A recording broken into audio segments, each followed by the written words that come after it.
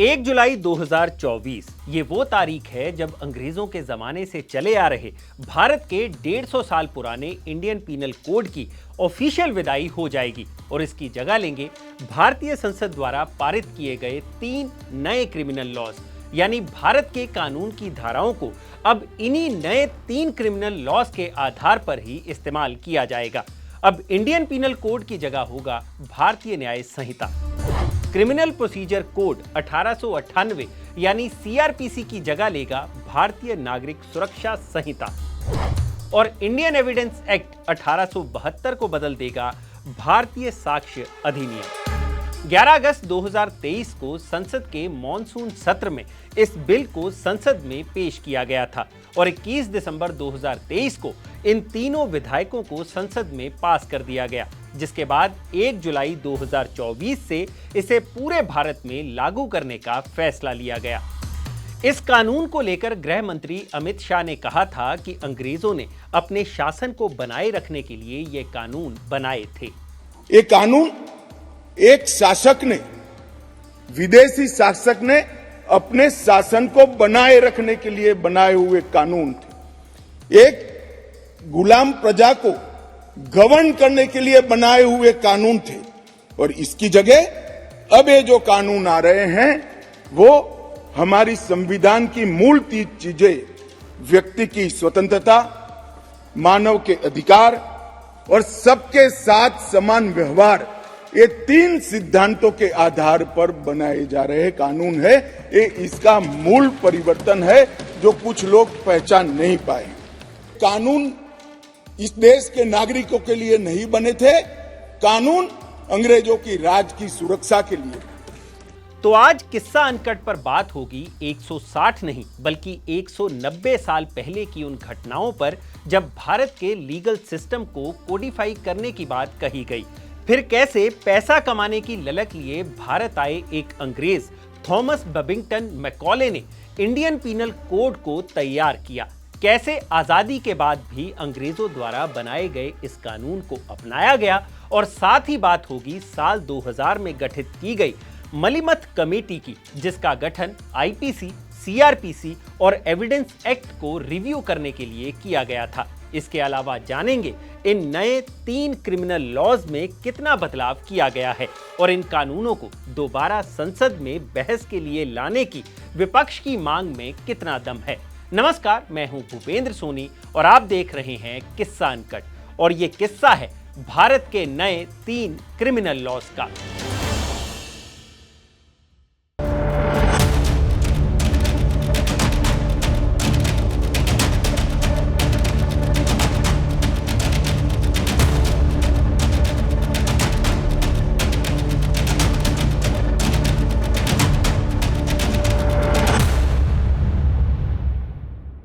Video शुरू करने से पहले आपसे गुजारिश है कि इसे लाइक और शेयर जरूर करें, क्योंकि ये कानून नए हैं तो ऐसे में सबको इनकी जानकारी मिलना जरूरी है और आपके एक लाइक से ये वीडियो ज्यादा से ज्यादा लोगों तक पहुंच पाएगा। तो चलिए शुरू करते हैं।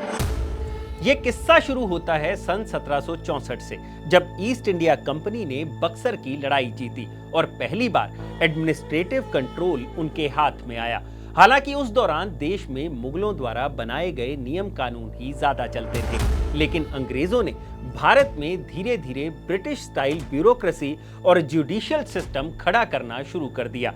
भारत में उस दौरान अलग अलग रियासतों के हिसाब से कानून भी अलग अलग था, लेकिन अंग्रेज कानून को एक समान लागू करना चाहते थे ताकि अपने एजेंडे के हिसाब से काम किया जा सके। 1834 में ब्रिटिशर्स द्वारा एक लॉ कमीशन की स्थापना की गई, जिसका अध्यक्ष बनाया गया थॉमस बेबिंगटन मैकॉले को। असल में 1833 में यूके पार्लियामेंट में हुई डिबेट के दौरान ही मैकॉले ने भारतीय कानून को कोडिफाई करने का प्रस्ताव रखा था और लॉ कमीशन का हिस्सा बनने के लिए भी खुद को आगे किया था। इसके पीछे का कारण मैकॉले द्वारा अपनी बहन को लिखे लेटर में मिलता है, जिसमें वो कहता है कि लॉ मेंबर बनने का काफी फायदा है। इसमें सालाना 10,000 पाउंड सैलरी होगी, जिसमें से 5,000 पाउंड में वो भारत में ऐशो आराम की जिंदगी जिएगा और 5,000 पाउंड सेव करेगा। मैकॉले का लक्ष्य 39 साल की उम्र में 30,000 पाउंड इकट्ठा कर इंग्लैंड वापस लौटने का था। अब आप खुद ही अंदाजा लगा लीजिए कि मैकॉले ने किस मानसिकता से भारत के कानून को कोडिफाई किया होगा। यही नहीं, मैकॉले वही शख्स है जिसने अंग्रेजी शिक्षा प्रणाली लागू कर प्राचीन भारतीय शिक्षा प्रणाली को बुरी तरह से तबाह कर दिया था। खैर, उस लॉ कमीशन में मैकॉले के अलावा 5 मेंबर और थे, लेकिन ज्यादातर काम मैकॉले ने ही किया। उसने 1837 तक आईपीसी का ड्राफ्ट तैयार कर दिया, लेकिन इसे कानून की शक्ल देने में 20 साल से ज्यादा का वक्त लग गया। इस दौरान मैकॉले द्वारा तैयार किए गए ड्राफ्ट में चेंजेस चलते रहे और फिर 1857 की क्रांति के बाद इसमें बड़े लेवल पर ब्रिटिश राज को कायम रखने के लिहाज से सेक्शंस जोड़े गए ताकि कंट्रोल अंग्रेजों के हाथ में ही रहे। आखिरकार 1 जनवरी 1860 को इंडियन पीनल कोड लागू हुआ। ये वही साल था जब मैकॉले ने इस दुनिया को अलविदा कहा। खैर, इसके बाद इंडियन एविडेंस एक्ट 1872 और फिर 1882 में सीआरपीसी लागू हुआ, जिसे 1898 में अमेंड किया गया। यानी अंग्रेजों ने भारतीय न्याय व्यवस्था को इन्हीं कानूनों के हिसाब से चलाया। जो सेडिशन लॉ आज आप सुनते हैं, वो भी अंग्रेजों द्वारा 1898 में लाया गया था ताकि स्वतंत्रता सेनानियों की आवाज को दबाया जा सके। ब्लेसफेमी यानी ईश निंदा से जुड़ा कानून अंग्रेज 1927 में लेकर आए थे, जो सेक्शन 295 ए के रूप में अब तक चलता आ रहा है। ऐसे कई कानून हैं जिनके बारे में आज के दौर में विचार करने की जरूरत थी। आजादी के बाद भारत के आगे ये सवाल था कि देश में कानून व्यवस्था को किस तरह से चलाया जाए, लेकिन उस दौरान जो निर्णय लेने वाले लोग थे वो ज्यादातर उच्च शिक्षा प्राप्त किए हुए वकील ही थे। फिर चाहे वो देश के पहले राष्ट्रपति राजेंद्र प्रसाद हों, जो कॉन्स्टिट्यूएंट असेंबली कमेटी के अध्यक्ष भी रहे, या फिर देश के पहले प्रधानमंत्री जवाहरलाल नेहरू, जो भी एक लॉयर ही थे। इन सबके आगे ये चुनौती थी कि देश की न्याय व्यवस्था को रातों रात नहीं बदला जा सकता, जिसके हिसाब से भारतीय कोर्ट्स में कामकाज पिछले 100 साल से चलता आ रहा था। ऐसे में अंग्रेजों द्वारा बनाए गए कानूनों के आधार पर ही भारतीय न्याय व्यवस्था को चलने दिया गया। हालांकि आजादी के बाद आईपीसी में 75 बार अमूलचूल संशोधन किया गया, जिसमें सबसे अहम संशोधन साल 1971 में लॉ कमीशन की 42वीं रिपोर्ट के अनुसार सीआरपीसी में किया गया था। हालांकि आजादी के बाद लंबे वक्त तक इंडियन क्रिमिनल जस्टिस सिस्टम को बदलने की मांग उठती रही, जिसके बाद साल 2000 में अटल बिहारी वाजपेयी सरकार के दौरान मलिमथ कमेटी का गठन किया गया, जिसके अध्यक्ष थे वीएस मलिमठ, जो कर्नाटका और केरला हाई कोर्ट्स के फॉर्मर चीफ जस्टिस रह चुके थे। इस कमेटी का काम क्रिमिनल जस्टिस सिस्टम की खामियों को उजागर करना था। मलिमथ कमेटी ने अपनी रिपोर्ट साल 2003 में उस वक्त के डिप्टी पीएम एल.के. आडवाणी को सौंपी। इस रिपोर्ट में इंडियन क्रिमिनल जस्टिस सिस्टम में सुधार को लेकर 158 रिकमेंडेशंस दी गई थी, जिनमें विक्टिम्स को बेहतर न्याय दिलाने, प्रोसिक्यूशन प्रोसेस को मजबूत करने, पुलिस रिफॉर्म्स और जुडिशियल सिस्टम की एफिशिएंसी बढ़ाने के लिए कई बदलाव शामिल थे। इनके अलावा कन्विक्शन रेट्स को बढ़ाने, विटनेस प्रोटेक्शन प्रोग्राम को लागू करने और अपराधियों के लिए सख्त सजा के प्रावधान शामिल थे। इन सिफारिशों का उद्देश्य क्रिमिनल जस्टिस सिस्टम को प्रभावी और न्यायपूर्ण बनाना था। लेकिन 17 साल तक ये मलिमथ कमेटी की सिफारिशें बस सरकारी अलमारियों में पड़ी फाइलों में ही धूल खाती रहीं।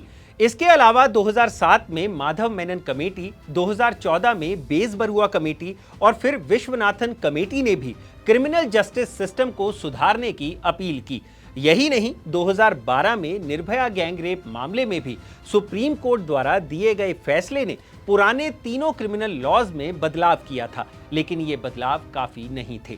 ऐसे में साल 2020 में गृह मंत्री अमित शाह और नरेंद्र मोदी सरकार ने मलिमथ कमेटी और बाकी कमेटियों की सिफारिशों और अपनी एक्सपर्ट कमेटी की रिकमेंडेशंस के आधार पर 3 नए क्रिमिनल लॉज लाने पर काम शुरू किया, जिसके लिए मार्च 2020 में नेशनल लॉ यूनिवर्सिटी के वाइस चांसलर की अध्यक्षता में एक कमेटी का गठन किया गया, जिसके द्वारा नए कानूनों के लिए high courts, legal experts, research institutions, academicians, lawyers, law universities, civil societies और जनरल पब्लिक से सुझाव मांगे गए। इस दौरान सिर्फ पुलिस में शामिल लोगों द्वारा ही 1000 से ज्यादा सजेशंस भेजे गए थे। इन सबकी सिफारिशों के बाद 3 कानून बनकर तैयार हुए, जिन्हें 2023 में संसद में पारित किया गया। अब यहां सवाल ये उठता है कि इन नए कानूनों में कितना बदलाव किया गया है। सबसे पहले आपका ये जानना जरूरी है कि ब्रिटिश काल से चली आ रही कई टर्म्स को अब नए कानूनों से हटा लिया गया है, जिसके बारे में गृह मंत्री अमित शाह ने संसद में भी बताया था। प्रांतीय अधिवेशन, वो भी अंग्रेजों के जब हम गुलाम थे तब का शब्द है। क्राउन के प्रतिनिधि का सम्मान, London Gazette, jury, Lahore court, United Kingdom of Great Britain and Ireland और बैरिस्टर शब्द प्रयोग का जिक्र आजादी के बाद भी 75 साल तक होता गया। मोदी जी के इस इनिशिएटिव ने हमारे तीनों कानून को एक गुलामी की मानसिकता और उसके चिन्हों से मुक्त करा। लेकिन अब बड़ा सवाल यह है कि पुराने कानूनों में से कितने सेक्शंस बदले गए और कितने सेक्शंस हटाए गए। आईपीसी के 358 सेक्शंस में से 22 सेक्शंस को हटाया गया और 175 सेक्शंस को अमेंड किया गया। 184 सेक्शंस में कोई बदलाव नहीं किया गया है और इसमें 8 नए सेक्शंस को जोड़ा गया है, जिसके बाद भारतीय न्याय संहिता का नया प्रारूप तैयार हुआ। भारतीय नागरिक सुरक्षा संहिता में सीआरपीसी के 9 सेक्शंस को डिलीट किया गया है, 160 सेक्शंस अमेंड किए गए हैं और 9 सेक्शंस नए जोड़े गए हैं। पुराने सीआरपीसी के 364 सेक्शंस को कोई चेंज किए बिना इन्हें नए कानून में शामिल कर लिया गया है। रही बात भारतीय साक्ष्य अधिनियम की, तो इसमें पुराने इंडियन एविडेंस एक्ट के 5 सेक्शंस को हटाया गया है, 23 सेक्शंस अमेंड किए गए हैं और एक नया सेक्शन जोड़ा गया है। इसके अलावा एविडेंस एक्ट के 149 सेक्शंस को बिना बदलाव के भारतीय साक्ष्य अधिनियम में शामिल कर लिया गया है। यानी कुल मिलाकर बात की जाए तो इन नए क्रिमिनल लॉज का ज्यादातर हिस्सा पुराने कानूनों से ही लिया गया है, लेकिन वक्त के साथ इसमें बदलाव किया गया। जाते जाते अब ये भी जान लेते हैं कि विपक्ष का इन कानूनों को लेकर क्या कहना है। इसके लिए हमें द न्यू इंडियन एक्सप्रेस में कांग्रेस नेता मनीष तिवारी के आर्टिकल पर नजर मारनी चाहिए। इस लेख में मनीष तिवारी लिखते हैं कि इन विवादास्पद विधेयकों को तुरंत लागू करने पर रोक लगाई जाए और उन्हें नए सिरे से विचार और चर्चा के लिए संसद में पेश किया जाना चाहिए। तिवारी के मुताबिक ये विधेयक संसद के मॉनसून सेशन में बिना पर्याप्त नोटिस के पेश किए गए और विपक्ष को इनका विरोध करने का अवसर नहीं मिला। इन्हें गृह मामलों की संसदीय स्थायी समिति को भेजा गया, लेकिन समिति के कई प्रमुख सदस्यों की असहमति को भी सरकार द्वारा नजरअंदाज कर दिया गया और संसद में हंगामे के बाद जब विपक्ष के 146 सांसदों को निलंबित किया गया था, इसी बीच भाजपा ने इस विधेयक को पारित करा लिया। तिवारी का कहना है कि फिलहाल भारत की अदालतों में 3 करोड़ 40 लाख मामलों का बैकलॉग है और नए कानून लागू होने से ये पेंडेंसी और बढ़ जाएगी। तिवारी आगे कहते हैं कि इंडियन क्रिमिनल जस्टिस सिस्टम में सुधार की तो जरूरत है, लेकिन ये विधेयक उन समस्याओं को सुलझाने की बजाय और बढ़ा सकते हैं। ऐसे में इन्हें फिर से विचार विमर्श के लिए संसद में लाया जाना चाहिए, लेकिन अब इसे सिर्फ विपक्ष के विरोध की तरह ही देखा जा सकता है, क्योंकि 1 जुलाई 2024 से भारत में इंडियन क्रिमिनल जस्टिस सिस्टम पूरी तरह से बदलने वाला है। अब देखना यह होगा कि क्या यह सिस्टम पुराने क्रिमिनल सिस्टम को आसानी से रिप्लेस कर पाता है या फिलहाल समस्याएं अभी और आने वाली हैं। लेकिन एक बात तो साफ है, कानून को चुपचाप नहीं बैठना चाहिए, क्योंकि जब अपराधी स्वतंत्र घूम रहे हों तो जो इसकी सुरक्षा चाहते हैं वो आशा खो देते हैं। तो ये है भारत की न्याय व्यवस्था से जुड़ा पूरा किस्सा। अगर आपको ये जानकारी पसंद आई हो तो इसे लाइक और शेयर जरूर करें और जानकारी से भरे ऐसे ही और वीडियोस देखने के लिए सब्सक्राइब करें हमारा चैनल अनकट। शुक्रिया।